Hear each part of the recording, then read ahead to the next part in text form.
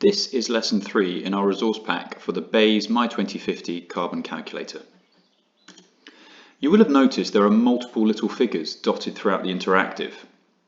Naturally, people have different opinions about large-scale projects, such as the Hinkley Point C nuclear power station and offshore wind farms.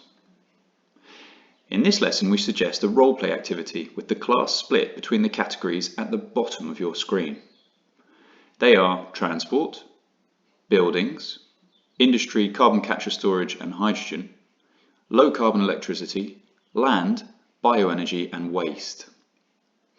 Within these categories, choose a person offered in the teaching resource to consider different people's priorities and what balance of levers a person might want across the board. i.e., how would a double glazing salesperson differ in opinion from a city mayor in this interactive? Or a road haulage owner? Change the levers,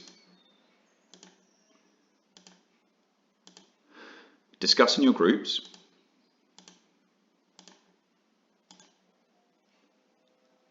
argue your case, and then move on to lessons 4, 5, 6 and 7. And that's the end of lesson 3 for the My2050 Carbon Calculator.